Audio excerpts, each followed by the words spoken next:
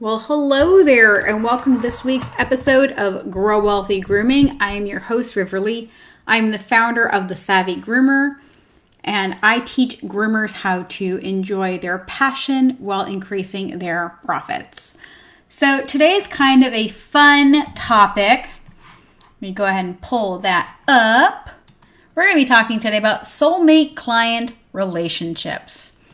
Now, if you've been around the Savvy Groomer at all, you've heard me call a soulmate client. You might have heard an ideal client or an ideal client avatar. There are lots of different ways about talking about these people.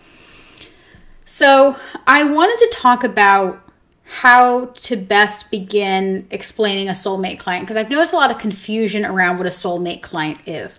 Now, if you are interested, our monthly membership, the Savvy Groomer Business Membership, in the month of February is actually going to be doing a live workshop about an hour long, talking all about soulmate clients. So if you guys are interested in that, I would highly suggest you join our membership, or you can also purchase that for only $47. So with a soulmate client, the first question is always, what is the client looking for? Right? What is it? So so I know it sounds a little cheesy, and I am going to try my best to pull up different, because we are now streaming it across several different platforms. I'm hoping that the platform I have will let me know if you guys are posting any questions. It may not, so I apologize if I don't get to your questions. I am going to try to keep an eye on them the best that I can. I'm going to do the best, guys, that I can. Anyway, so I want to think about your relationship with a soulmate client like dating. And I know it sounds really corny and really cheesy, but follow me on this. So what's happening a lot of times is that you guys just take anybody with a wallet. So anybody who calls, you immediately say, sure, let's have an appointment, which is the same as saying, sure, let's go on a date. Any guy willing to buy me dinner, I'll go on a date with. And there are plenty of people that's the way they date. They just go on any date that they can. Anybody who chooses to, generally that's what's going to happen, right? You have some people that anybody who'll buy them dinner, they're happy to do that. Now, I alternatively would suggest you asking some questions, right? So if a young man would like me to date him, I would want to ask him things like, what does your life want to be? What are some deal breakers for me? For me, a deal breaker would be someone who does not want children. I have an almost 10-year-old, and because I'm psychotic, I want more children. So somebody who says, I don't want children would be a deal breaker. So for dating, which would be our appointments, for grooming, what is a deal breaker for you? So when I started my salon, my dating deal breakers were different than in my mobile. For instance, now let's not go for the beginning of the salon, because I did a lot of everything wrong in the shop. So let's say by the end of my salon, I wanted somebody who wanted their dog groomed regularly. Now, regularly is relative. Does that mean 4 weeks, 6 weeks, 8 weeks? What does that mean? Right? So I wanted somebody in a perfect world who my soulmate client would be a client that would sign up for my membership. Somebody who would want their dog done monthly, minimally, and would be more than happy to sign up for my membership. So I want you to consider who that person is and what their needs are. Now, with my mobile, because I went feline exclusive, I wanted somebody who owned a cat, who wanted that cat groomed every 4 weeks on the same exact schedule and could afford to pay my fees. Now, my fees they're actually significantly higher than most of everybody else in the state. Not totally anymore. I think that once one person is brave enough to raise their prices, other people get brave. But I want you to think about that. Who is that person? What are your deal breakers? And how do you find them? So we start with the, hey, do you want to go out sometime? Right? The, hey, I'd like to book an appointment. So then that's what you do. You say, sure, let's book an appointment. So you book your initial appointment. And instead of dating with that client, right? Tell me more about your dog or your cat. How often do you like them groomed? What kind of haircut do you like? Is there anything I need to know about that? And again, there are different deal breakers for different businesses. A lot of you guys are not asking any dating questions. You're just taking anyone who will buy you a free dinner. So from now on, when you think of that one-off kind of groom, it's like you're going to buy the dinner. And if you have a really bad date, he might even make you pay your half or the whole thing, right? So that's when you have a really negative experience with the grooming, where the dog ends up being psychotic and you can't finish it, and so you don't charge them at all. You only charge them half. There's all kinds of scenarios where that may happen. So you go on your first dinner date, all right? And then what do? Do you ask these questions, or do you just kind of like go through the motions, groom the dog, and then do you ask them for a second date? Do they ask you for a second date?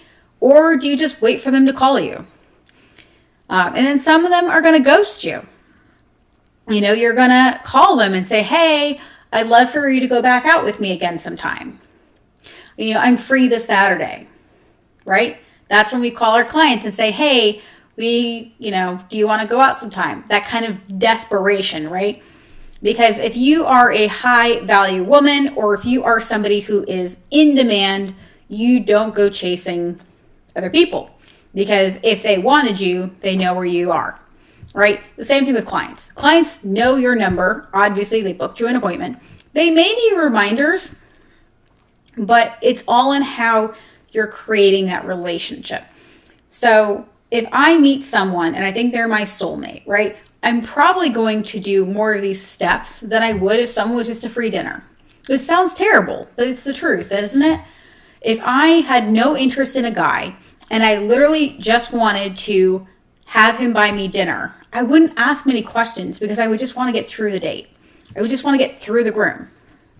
But if I met somebody who started being like, oh, I like this about them, oh, I like that about them, I'm actually going to ask more questions. So a lot of you guys, you keep saying things to the effect of, I keep attracting the wrong clients. You keep having these issues.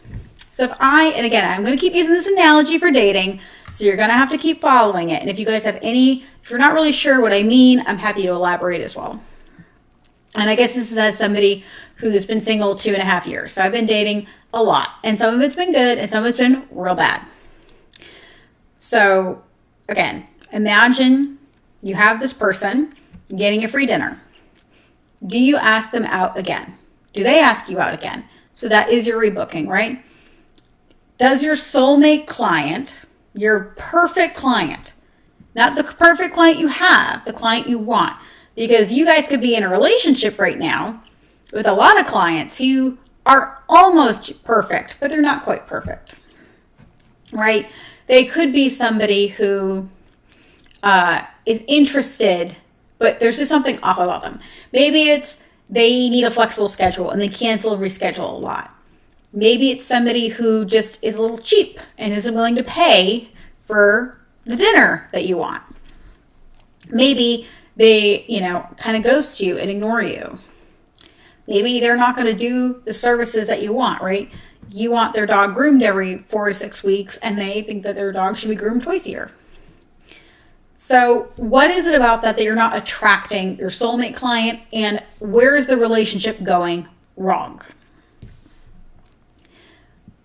Have your initial date, it goes well. You say, hey, do you want to go out again? They say, oh, I'll let you know when I'm free, right? Do you want to pre-book your next appointment? No, I'll call, right? Same thing. So then a month goes by, you haven't heard from them. You say, hey, would you like to go out again? Call a month later, hey, would you like to book an appointment? It's been a month. Oh, I've been busy. Oh, I'm not ready. Insert excuse. And then as time goes on, all of a sudden, in the grooming case, they are a little desperate because they waited till they were too late. In the dating world, they're probably just bored. And then they want to go out again. Now, this is your opportunity to set your expectations and your boundaries, right? And if I was dating and I was like, okay, I haven't seen you in 4 weeks. And if I haven't seen you in 4 weeks, these are my expectations. These are my boundaries. For grooming, that would be like, okay, well, we normally suggest every 4 weeks. It has now been 8. Does that mean that I'm going to charge more? Does that mean that I'm going to make them not have the best, like you only allow your 4 weekers on your Saturdays and everybody else has to be during the week? You can create all kinds of boundaries that you want. For instance, for dating, if somebody, like I don't do first dates on weekends. I don't do first dates on the weekends. And then if they have not consistently asked me out, then I only do lunches. Because I want to make it, if they want me as their girlfriend, then they have to work harder. If you are going to not wow me, you need to work harder. So that is the way that people work. When something is more exclusive or harder to get, they want it more. I want to reward the people that do what I ask. I want to reward the people that go above and beyond. Because the person that is going to treat me indifferently, whenever they want, call me up, like no big deal, they're not going to get the same level of care and attention as somebody. Oh, I guess we're hearing a bit of an echo. I apologize. Let me see if I can fix that. I think this happened last week too. Thank you for letting me know, Erin. Hold that thought.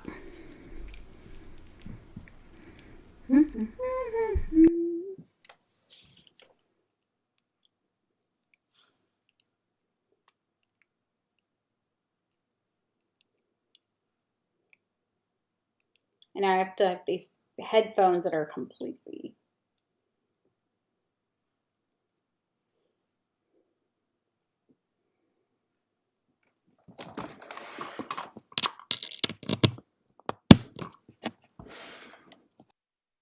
I don't know why it's echoing, but hopefully this is significantly better. I sincerely apologize.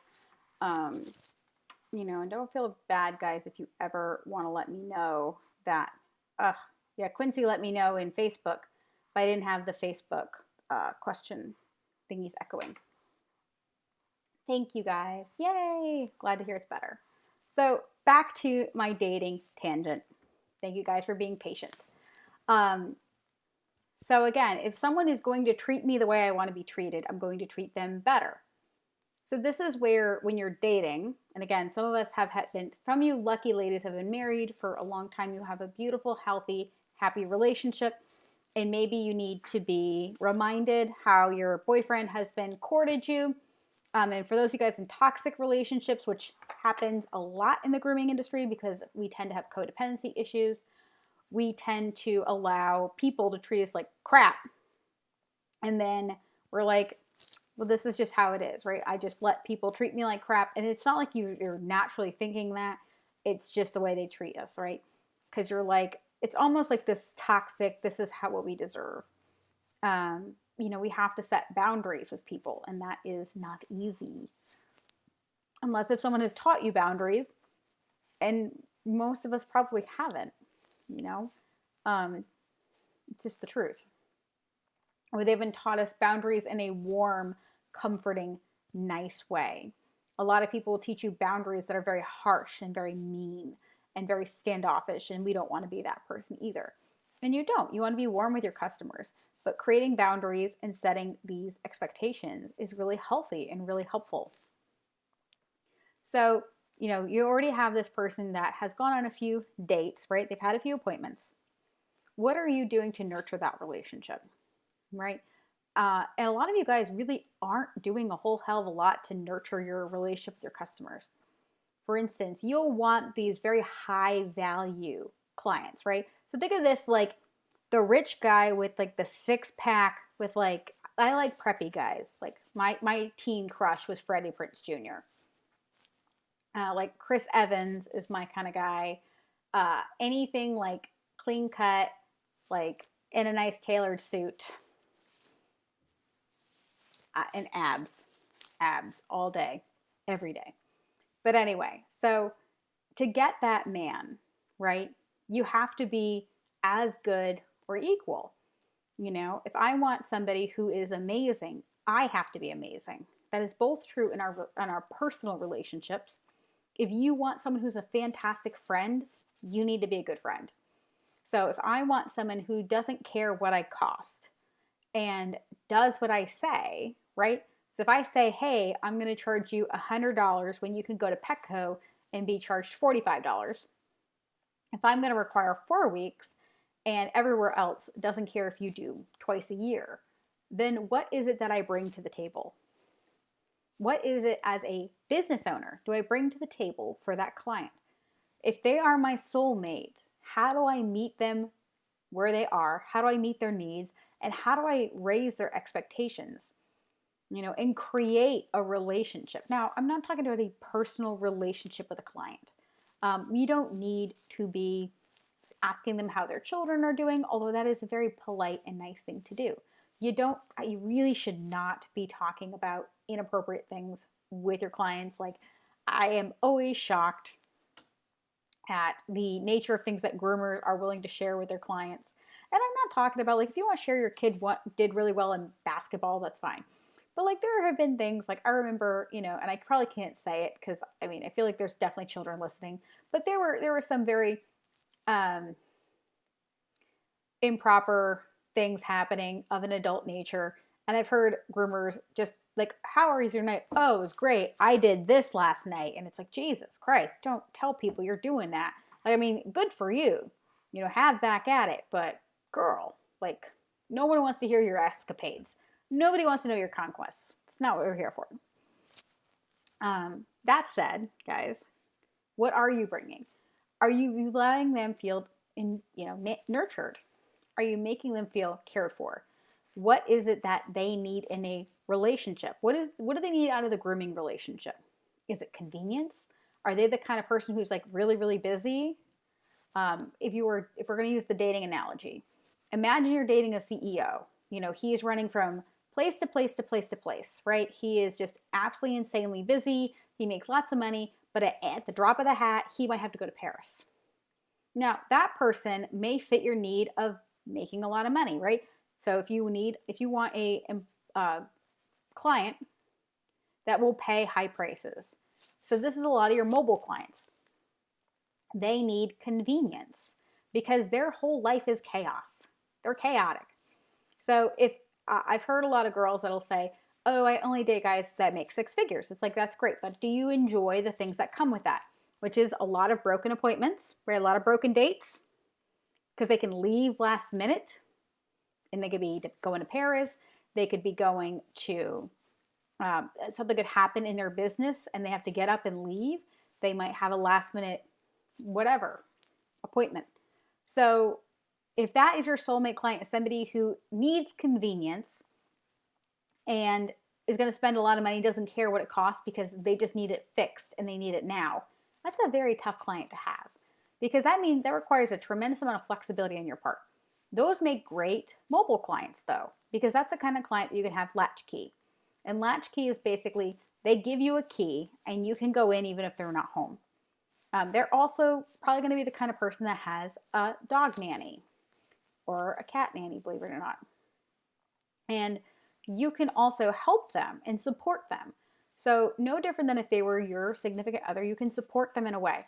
So if there's somebody who has like a really crazy executive schedule, you can say, hey, I know of Susie Q. Susie Q owns a pet sitting company. They would be more than happy to pet sit. And then when they pet sit, bring your dog to the shop so he doesn't ever miss his appointment again. That is a great way to nurture that relationship, meet their needs and yours. You may have pickup and drop off, whatever it is. Now, do not add pickup and drop off if that is not part of your business plan. But you may need to suggest them they need to get a mobile groomer. Because although they may fit some of the characteristics that your soulmate client would have, they don't fit all of those attributes, right? Some of those attributes they do not fit. Yes, they make enough money, but they value convenience more than everything. And if you have a shop and you have a 72-hour cancellation, it's probably not your client. It's probably not your soulmate. Okay? Well, let's think of another person that makes a lot of money. Maybe they're a retiree and they have lots of money in the bank now. They're going to want more one-on-one time. They're going to want more emotional connection with someone.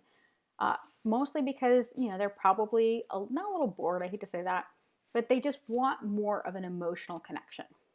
So then are you that kind of groomer who's going to be warm and welcoming and send home a report card for that client?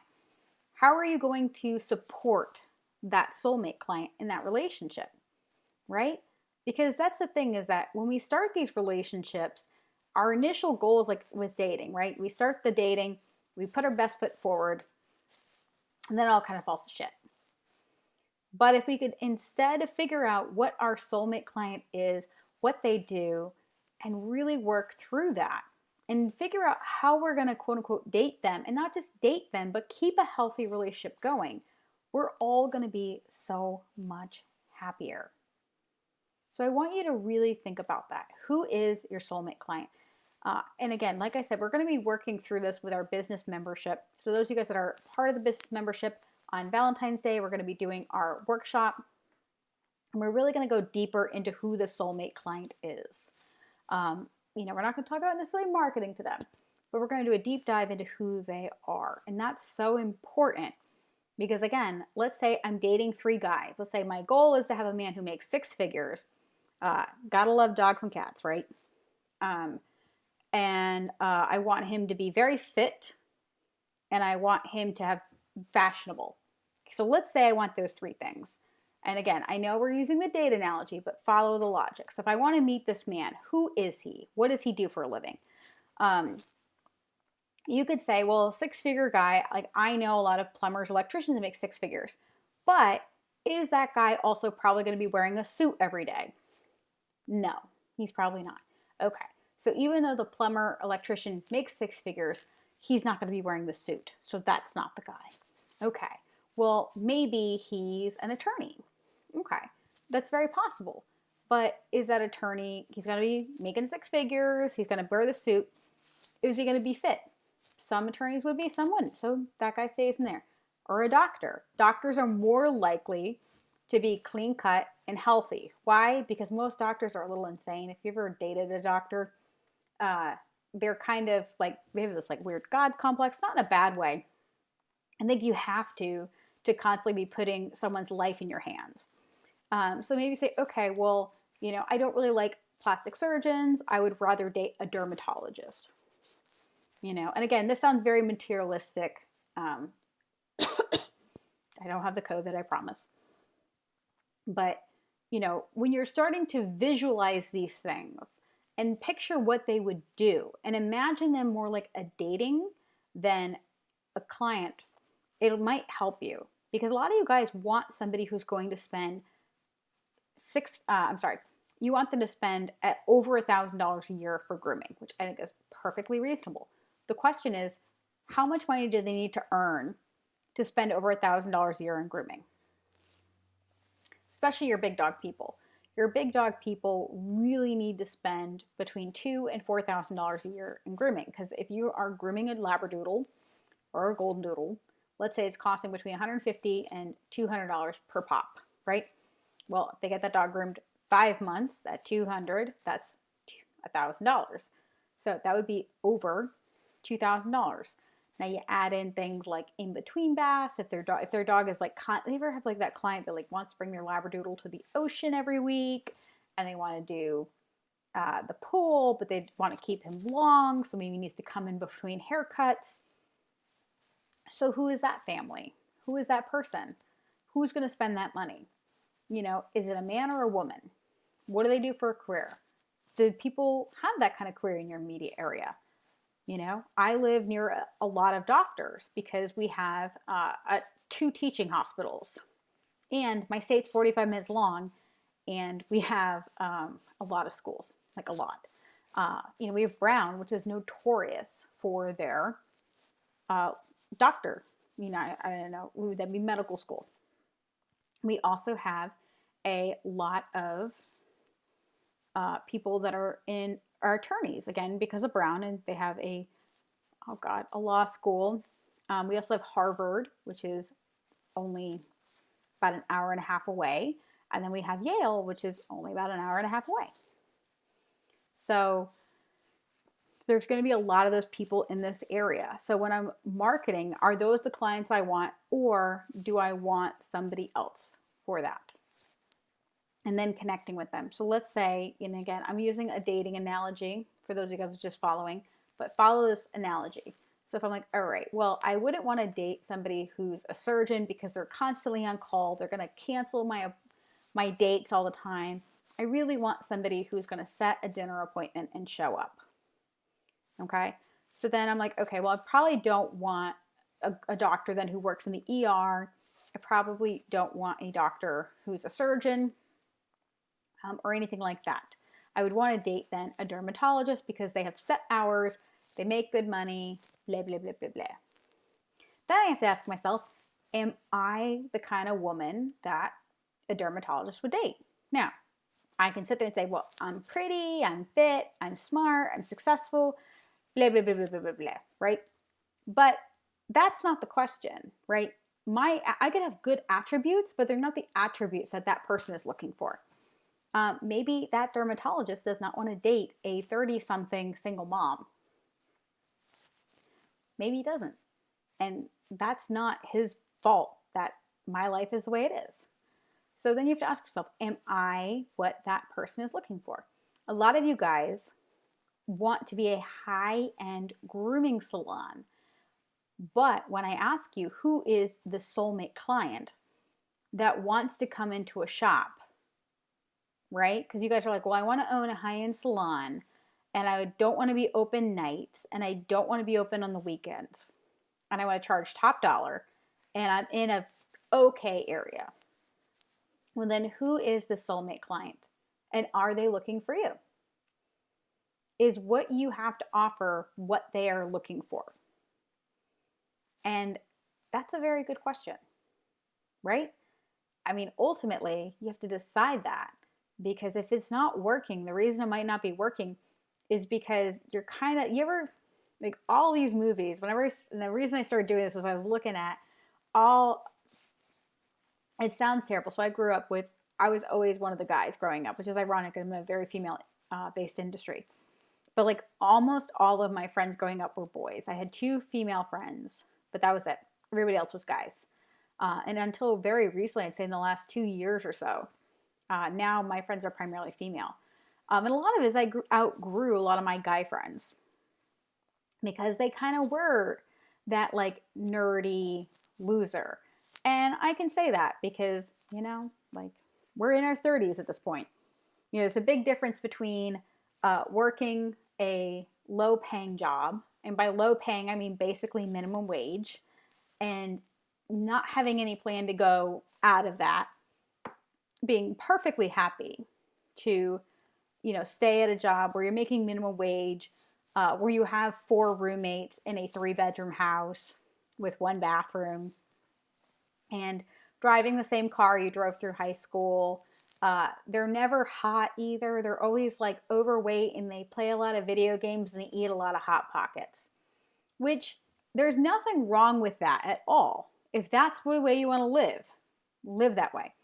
The problem becomes when you believe as the Hot Pocket eating, working minimum wage guy, you deserve a hot, successful woman, right? It's all these guys that grew up on like King of Queens, the honeymoon, well, not literally the honeymooners, but like that kind of scenario where it's like, unattractive, fat, bumbling oaf, Homer Simpson, and then Marge. Now, Marge at least was a stay-at-home wife, but a lot of these other people want these successful women. And I just said to my male friends, I said, what woman wants to date somebody who is broke, like technically shares a bedroom with somebody else because you can't afford, never mind your own apartment, you can't even afford your own bedroom. you're not in shape. It's not like, yeah, he lives with like 10 other people and he works at Walmart, but man, he's got a banging body. None of that. So you have none of those attributes. And then you want this hot, successful, smart woman. What hot, successful, smart woman wants that guy? Now, everything Hollywood will tell you is that she'll find him funny and fun, but if you guys have any self-respect, you better have more than that. Or he better support your dream and let you be the millionaire, and he will get thin and hot and all that. Something's got to give, right? Because nobody wants that. Nobody wants to date down. So when you guys are thinking about your soulmate client, are you that fat, not literally you, is your business that hot pocket eating person, right? Who wants a hot, successful wife? I don't know. A lot of you guys, when I talk to you, I'm like, why would someone pick you? And it's like almost like, oh, well, I do really, my grooms are really beautiful. That is like the guy, the hot pocket eating, dead end job, lives, again, 4 roommates, 3 bedrooms, or 5 roommates, 4 bedrooms, but he's really artistic. He's in a band, which was cool when we were like, 20. But now that we're in our 30s, we're like, need more than that. So I want you guys to think about that because, whenever you guys say, I do the best haircut, it's kind of like saying he's in a band. In theory, that's good. It's great. There are very few people who pay top dollar for the best haircut. People that are the Starbucks groomers, they do that for the Starbucks clients. There's 2 things they like. Again, the executive, right? Either the executive needs convenience or he's very vain. And if your goal is to get the vain people, which is a market, that executive, he doesn't care what it costs. He's going to come there and it better be perfect. It better be perfect every time, which means you're never hiring an employee because you will never have anyone who does it as good as you. And the second it's not perfect, they're going to flip out. And if I say to Starbucks, I don't like my coffee, there's something wrong. I have literally had instances where I get pissed off because my whipped cream is gone because I order a coconut latte and I want whipped cream. I'm like, I paid $7 for this stupid thing. It better be perfect, right? Now, they don't tell me, which was so annoying. Like, I had no idea. Finally, someone's just finally told me, like, oh, just so you know, like when you mobile order it, we make it extra hot so it doesn't get cold. When that extra hot coffee makes the whipped cream melt. And I had no idea it was a Karen. I thought that they were just screwing up. But here I was being a Karen unknowingly, right? Well, that's who you're attracting when you want people that are that vain. When you want people who will pay 25 to 75% over market value because they want a better haircut. They're very vain. Very vain people are very difficult to date. That is the person that when you go out to eat, if it's not perfect, they send it back. That is a very tough client to have that's a soulmate. And a lot of you guys, you are unintentionally marketing and attracting those people. Now, convenience isn't much better. Convenient people means that they're going to cancel a lot. They're going to screw with your schedule. Unless if you create that bond in that relationship, if that person feels guilty because I see them every single, first Monday of the month, I groom their pet and we've created a tight-knit relationship, they're going to keep that appointment versus somebody we have not built a relationship with. And the way I build relationships like that is when I first get a new client, I call them 2 to 3 times after their appointment. And I say, hey, how did you like the groom? Was there anything we could have done differently? Connection. I send them a handwritten thank you note with a picture of their pet. And I say, thank you for being part of the family. And I am constantly in communication with them. Not literally constantly, but like every few grooms, I call, say, hey, how was the groom? If I had my employee groom the pet, I called them and said, hey, how did you like this groom done by this other person? Was it acceptable to you? Was there anything you would like me to do? And if they opened up and said, well, I didn't really love this, I say, I am so sorry for that. Even if it's not the groomer's fault, I don't care, because they're here, right? That's why they pay me a lot of money. She just cut the toe tufts too short on a cat, or the dog. Be like, well, she just didn't cut the dog the same length as you did. And you look at the notes, and you always do a 4, and she did a 4. And you look at the pictures, they look exactly the same. Whatever, it's fine. You don't argue with the client, not that client. You say, oh, I'm very sorry to hear that. What I'd be more than happy to do is give you a free upgrade next time. We'll file the nails. And what I want you to do is, like, after the groom, what she'll do is she'll send you a text message with a picture of the dog and just let us know if it's an acceptable length, or if you would like a little longer, a little shorter. And it's kind of like if you guys have ever worked as a waitress and someone's like, oh, I don't like, this drink is like not strong enough. And you just literally put something else in it. And they're like, oh, no, it's perfect.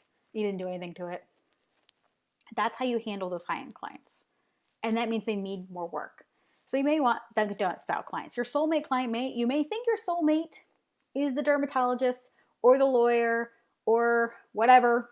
And he ends up actually just being a really cool middle of the ground guy. Your Dunkin' Donuts clients, right? Your soulmate client may end up being more down to earth. A lot of you guys need that down to earth client because you don't have the patience or the time to do those high-end clients. Everyone seems to want these high-end clients, but they don't want all the crap that comes with them.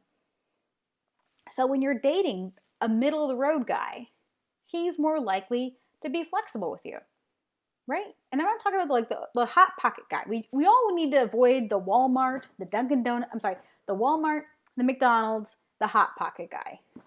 We don't want to date the hot pocket guy, okay? None of that. But Dunkin' Donuts guys are really nice guy. That's the kind of guy that, he brings a Chick-fil-A at work. He's a nice guy. He doesn't, he's not taking you out to Capitol Grill or, insert name of like high-end restaurant. He can't afford that, but he's gonna treat you really well. He's more flexible. He's more willing to work around your schedule. He's just a more down-to-earth kind of guy. So I want you to think about that. A lot of you guys really should be dating, creating appointments with those kinds of clients because they fit your personality better and your goals better. He's going to be more flexible. Way more flexible than the super high-end guy. Because the super high-end guy has like a million things going on. Not like in a like you heard like the suburban people, like they're always like the suburban Karens. Let's be real. I'm so busy.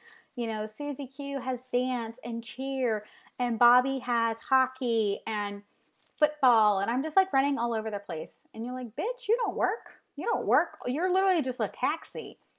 Like, don't complain to me. No. That is, again, that is a high-end client, and that's a high-maintenance client. She's not a Dunkin' Donuts client. Dunkin' Donuts client is like, hey, I've got to pick up, and they're like nurses. They're fantastic. Nurses are fantastic Dunkin' Donuts style clients. More flexible, more reasonable, more down to earth. Versus the doctor, who's probably constantly stressed out and has no idea where they are. So when you're thinking about these soulmate clients, think about what kind of relationship that you want to have with them. And you may have people that you're kind of dating for now, right? You might have some appointments that you have that you're like, you know what? When I get full enough, I'm going to drop these clients. All your burner doodles. You're probably like, man, once I fill up my appointment book with my ideal clients, I'm going to drop these people. So I want you guys to consider what is a soulmate, who is good enough to date for now, and who is the hot pocket guy. No Quarter Cannon said, hi, it's good to see you. Hannah is saying, any good questions to ask when a new client wants to come for the salon? This can help us figure out what type of client we'll have. Well, before you even do that, you have to figure out who's your dream boat. Like who's going to make you swoon? Do you want that high-end client? Do you want that middle-of-the-road client? Do you want listeners? A lot of you groomers want the hot pocket guy. You think he's funny? You think it's cool he plays in a band? Not for me, but hey, if you want to do that, that's fine. And I will say that there are plenty of adult men that are perfectly functional eat hot pockets plenty of adult functional men who play video games. We all know the man I'm talking about. We all have either known him, one of our friends married him. You know, he's just a hot mess express. A good example would be Hannah. So if I ask a client, how often do you have your pet professionally groomed? Not groomed, that's trap. Professionally groomed. You know, if someone says, oh God, I can't do more than 4 weeks, totally a high-end client, totally a high maintenance client. It's kind of like if I asked a girl, how often do you get your nails done? Right? So right now I'm a little bit high maintenance. I get my nails done every 2 weeks, right? Every 2 weeks I go to a salon and I get my nails done. And if for some reason in 2 weeks I already have something planned, I go a week and a half. I don't go 3 weeks. High-end client. But I want my nails perfect and done very well. So how often do you want your pet professionally groomed? Okay. If they say, like 6 weeks, probably a Dunkin' Donuts client.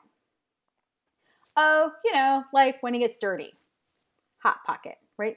McDonald's, Hot Pocket, Walmart. Here would be like 6 to 8 weeks. 6 to 8 weeks is your Dunkin' Donuts clients. Middle of the road, flexible, easy to go with. High maintenance would be like, oh, we couldn't go a day past 4 weeks. You can hear the disgust. Now, that means someone's going to come in often and they don't care what it costs. The bad news is that, again, it's either vanity-based or convenience-based.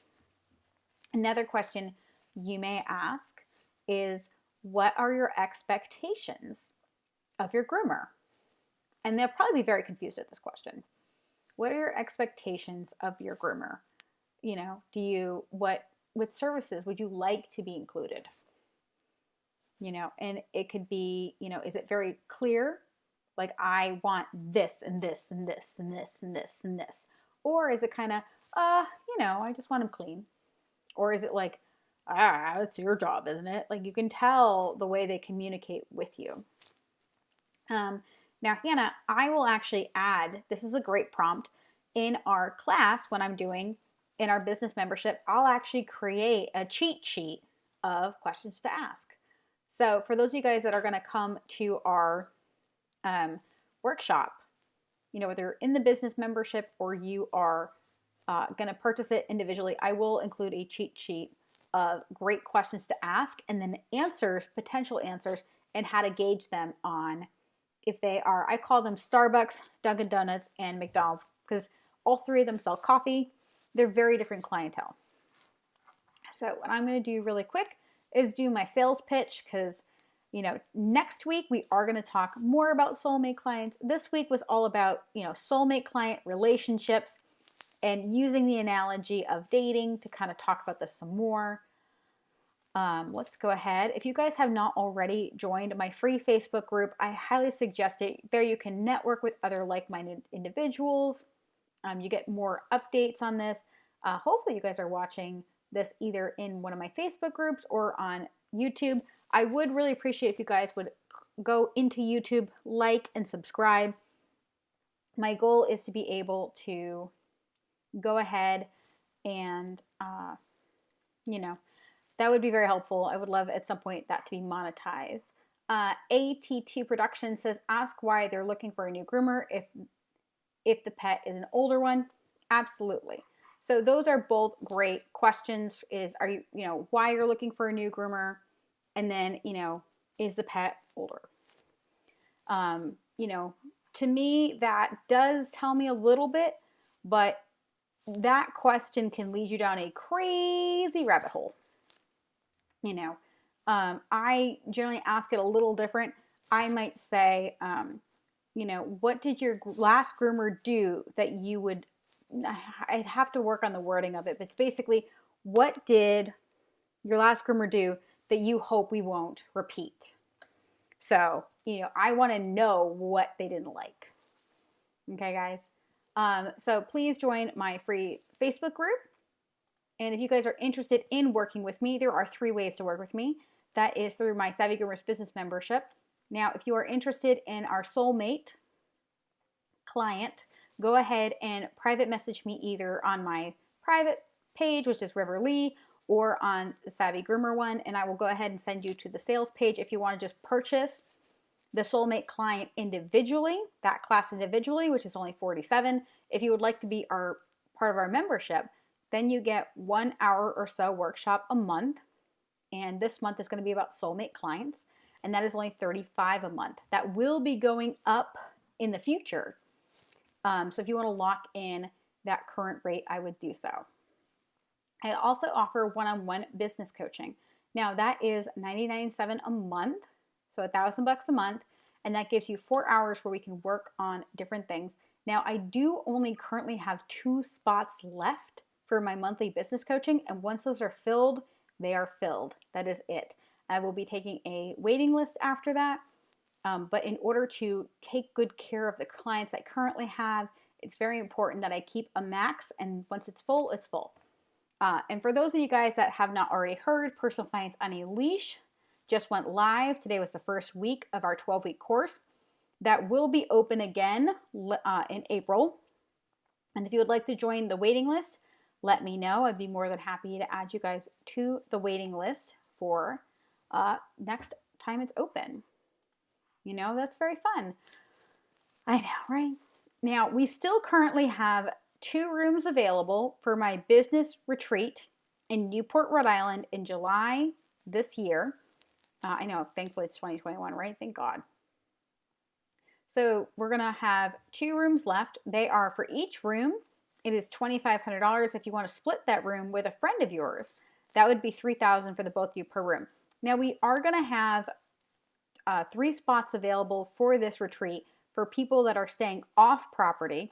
So if you live in Rhode Island and want to commute down every day, or for some interest, if you wanted to go ahead and maybe you have a friend or a family that lives down there, or if you want to rent your own place, we will have 3 spots. So people that are not staying in there but are going to be a part of the retreat, and those are $1,500 a piece. Now, once those are full, they're full. And you can find that at savvygroomer.com/retreat. We have 1 room filled. I'm very excited about that. And so we have 2 more. And then we have 3 audit spaces. So at max, it's going to be 10 people, including me. On the low end, it will be 6 people or 7 people, including me. No, I was wrong. 6 people, including me, because 3 bedrooms and then 3. So that's 6. So that'd be 7. Yep. No, I was right. So and I have the 2 people there. It makes sense. Pet Pursuits, who's Jennifer, just said, our client intake form has, how can we improve on your past grooming experiences? That's a beautiful way of communicating and finding out. Now, that'll tell you what it is that that client is pursuing. What is it that sparks them and makes them want to know more, right? So that is a great way of putting it. And for those of you guys that haven't heard about Pet Pursuits, that is an amazing company. I would look that up, or I'd reach out to them if you have, they're very good at systems and things like that. They're wonderful. All right, guys. So it was great seeing you. Like I said, if you want to work with me, there are 3 ways to work with me. Hang out with me in my free Facebook group. We're going to be starting Personal Finance on a Leash. If you guys want to hop in very last minute today, you can always message me. You did miss week 1, but if you want to sneak in before midnight tonight, Eastern time, I might let that go. And that's mainly for the people that are in my Facebook groups or they're listening to this live. I'll give you guys a little bit of something. I really appreciate you guys watching live with me. And even those who've watched the recording, it's just nice to hang out with everybody. I really appreciate you guys listening to my knowledge. Sometimes I'm rambling. Sometimes I'm trying to explain this metaphor and I'm like, man, I can't go too far, right? It's just fun. It's very fun. I really appreciate you guys being so good to me.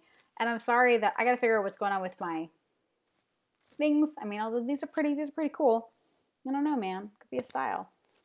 All right, guys. Well, I look forward to seeing you wherever I see you guys. And until next week, happy grooming.